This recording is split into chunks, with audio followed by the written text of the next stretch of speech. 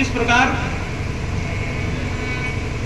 अमृत पिलाने के बाद जब दैत्यों को पता चला कि हमारे साथ छल हुआ है, तब राजा बलि, विरोचन, प्रहलाद और जो भी दैत्य थे, सभी लोगों ने देवताओं से युद्ध करना आरंभ कर दिया।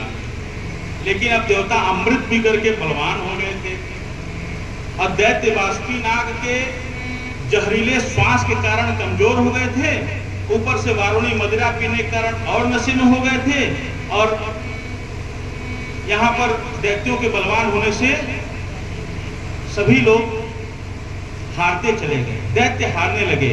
इंद्र ने राजा बलि को मार दिया।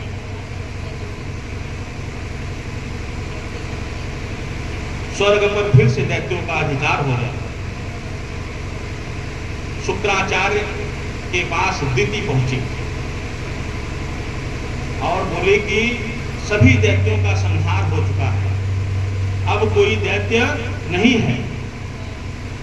तो शुक्राचार्य के पास संजीवनी विद्या थी, जो भगवान शिव से उन्होंने प्राप्त की। उन्होंने संजीवनी विद्या के बल पर बलि को जीवित किया और राजा बलि से बोले कि मैं तुम्हें विश्वजीत यज्ञ कर रहा हूं, तुम उस यज्ञ के बाद इतने बलवान हो जाओगे कि तुम देवताओं से लड़ कर सकते हो, युद्ध कर सकते हो, उन्हें हरा सकते हो। युद्ध यज्ञ आरंभ हो गया और यज्ञ 98 यज्ञ शुक्राचार्य ने पूरा कर लिया। जब 99 यज्ञ हो रहा था, तब देवताओं को बड़ी चिंता कि राजा बलि अब इंद्र बन जाए। सबसे पहले चिंता तो इंद्र को होती है कि हमारा इंद्रासन छिन जाए। आजकल के नेता की तरह है इंद्र कि हमारी कुर्सी चली जाएगी, क्या पता अगले चुनाव में हम आएंगे कि नहीं आएंगे, क्या होगा।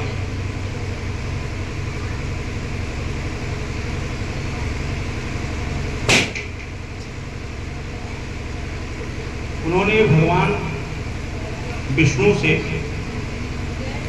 आराधना की कि भगवान बलि से हमारी रक्षा की। भगवान विष्णु ने उन्हें आश्वासन दिया कि घबराओ मत, मैं रक्षा करूंगा। इधर अदिति जो देवताओं की माता थी, उन्होंने अपने पति कश्यप से कहा कि मुझे एक पुत्र दीजिए। जो भगवान विष्णु के समान है। उन्होंने कहा ठीक है, तुम पयोव्रत करो।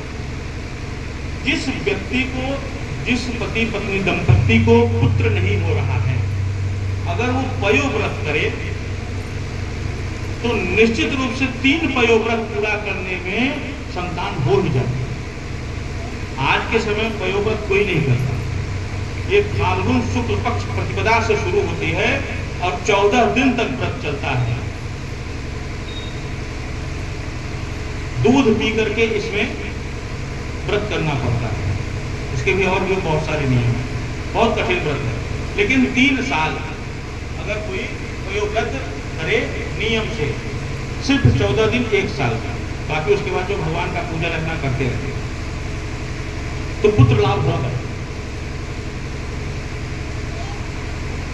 पयोव्रत करने के प्रभाव से भगवान वामन अदिति के गर्भ से जन्म लिए।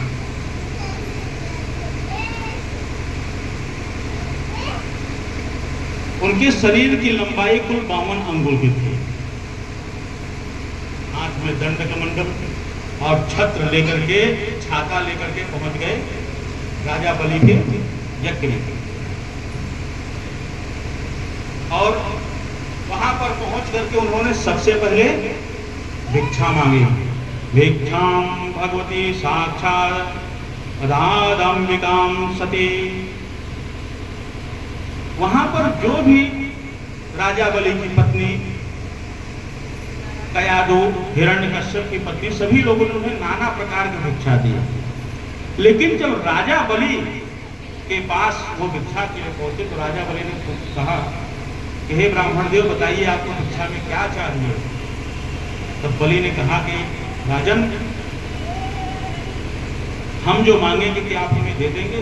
बलि ने कहा बिल्कुल देंगे, पहले आप संकल्प लीजिए।